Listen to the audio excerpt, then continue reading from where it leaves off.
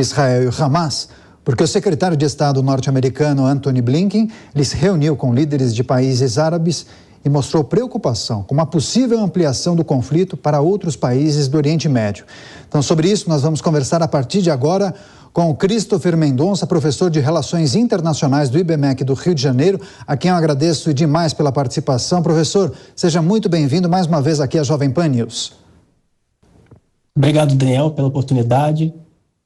Antes de falar sobre essa possibilidade de ampliação desse conflito, a participação de outros grupos rebeldes / terroristas, chamou a atenção que Israel, no dia de ontem, por meio de seu primeiro-ministro, disse que não haverá cessar-fogo enquanto os reféns não forem libertados. Em paralelo, a gente tem observado o avanço das tropas de Israel cercando agora a cidade de Gaza.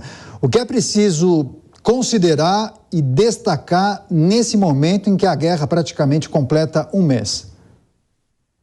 Bom, nesse momento que nós observamos é que o premier Netanyahu já fez um comprometimento irrevogável. Já tentaram, inclusive países importantes como os Estados Unidos, tirar, da opção de Israel a entrada de fato na faixa de Gaza, o que aconteceu nos últimos dias, e houve inclusive o cercamento da principal cidade, que é a cidade de Gaza.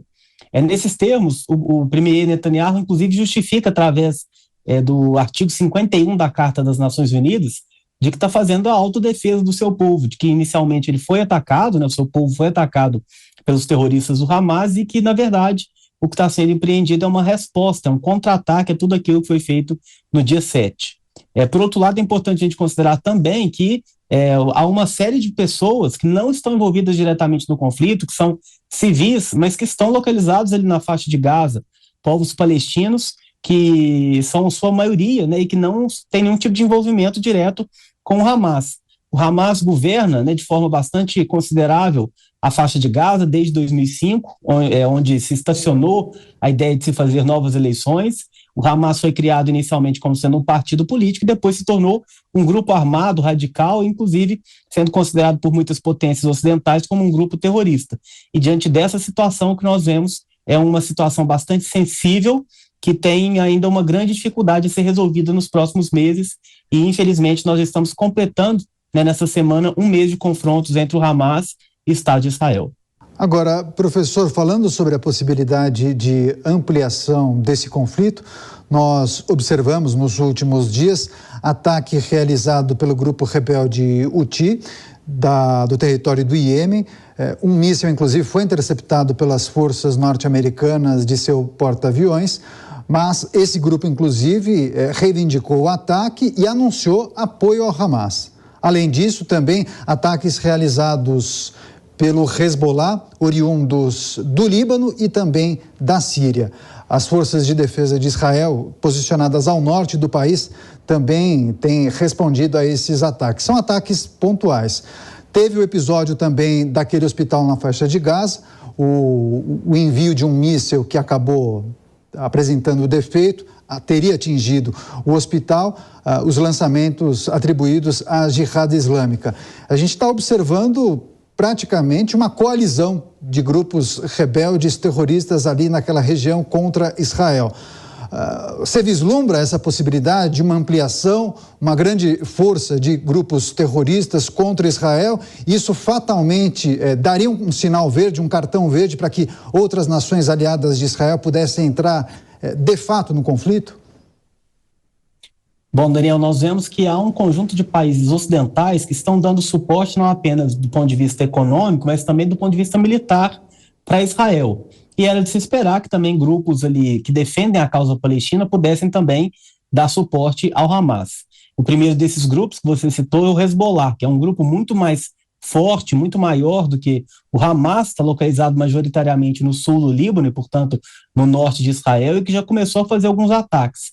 No dia de ontem, houve um pronunciamento de um dos grandes líderes do Hezbollah que disse que não teve nada a ver, com os ataques do dia 7, que, na verdade, foi tudo pensado pelo próprio Hamas e pelos palestinos, mas que, se for a necessidade de haver um envolvimento do Hezbollah, que eles estão realmente prontos para fazê-lo diante daquilo que ele considera como sendo um massacre ao povo ali da região da faixa de Gaza.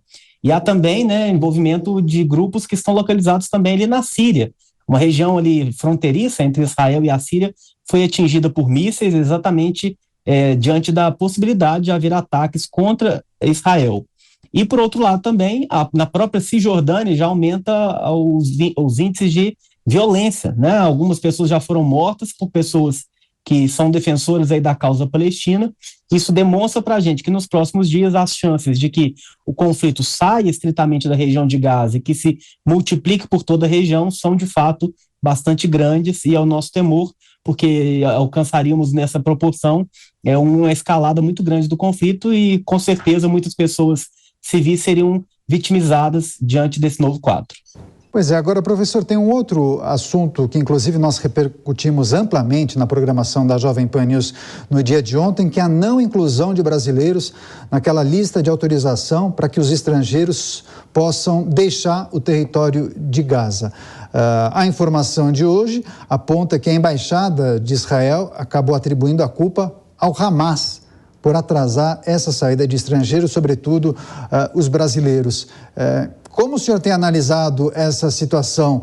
Houve algum tipo de falha, deficiência, falta de habilidade da diplomacia brasileira? A gente não pode atribuir qualquer tipo de culpa à diplomacia brasileira, são outros ingredientes que devem ser levados em consideração.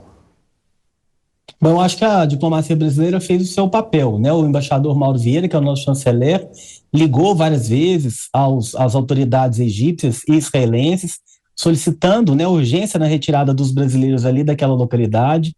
Inclusive ofereceram uma aeronave do Brasil que está lá na cidade do Cairo para que faça a repatriação. Em outros territórios, como é o caso da Cisjordânia e impropriamente em Israel, a repatriação foi feita de maneira célere, então não acredito que tenha sido nenhuma falha, né, por parte da diplomacia do Brasil.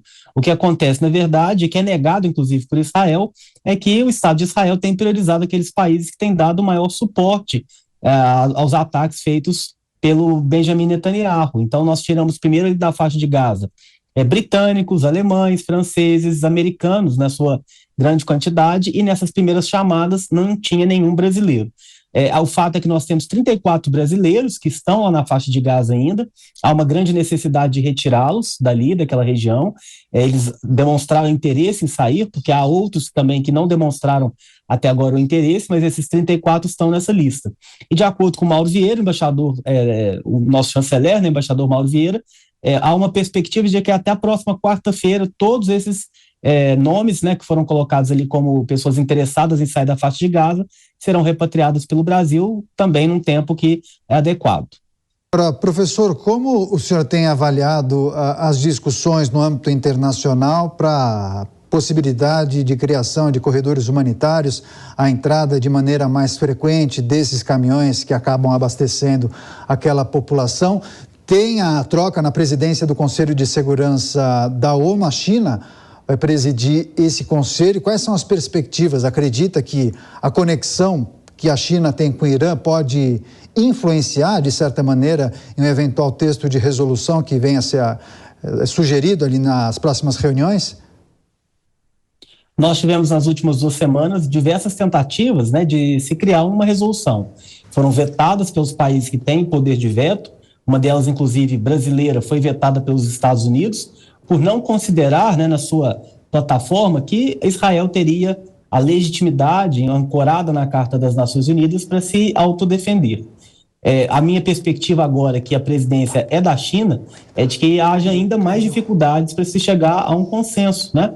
Os países estão bastante polarizados, já se dividem de uma forma bem clara entre aqueles que apoiam o Estado de Israel, e aí eu falo principalmente dos Estados Unidos e do Reino Unido, e daqueles países que são reticentes a apoiar Israel, no caso a China e mais ainda a Rússia, que são países, portanto, que têm esse assento permanente no Conselho de Segurança. Me parece que a ONU está vivendo aquilo que a gente chama de processo de paralisia decisória, no qual a gente não está conseguindo reverter a situação por vias institucionais, e vai ser evidentemente necessário que nas próximas semanas haja um esforço muito grande na chamada diplomacia bilateral. Inclusive o próprio secretário de Estado, Antony Blinken, tem visitado de forma bilateral diversos países. Ontem ele esteve na Jordânia, me parece que amanhã vai estar na Turquia, junto com o presidente Erdogan.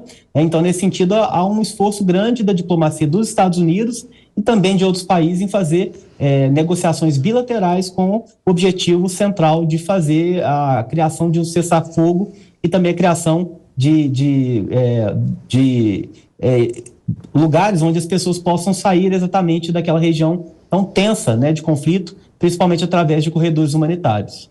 Os principais assuntos deste conflito e também as perspectivas para a guerra entre Israel e o Hamas em destaque nessa entrevista especial com o nosso colega o professor Christopher, que sempre nos ajuda aqui, colabora com a gente na Jovem Pan News. Christopher Mendonça, ele é o professor de Relações Internacionais do IBMEC do Rio de Janeiro. Professor, grande abraço, ótimo sábado a você e voltaremos certamente a conversar em breve. Até a próxima.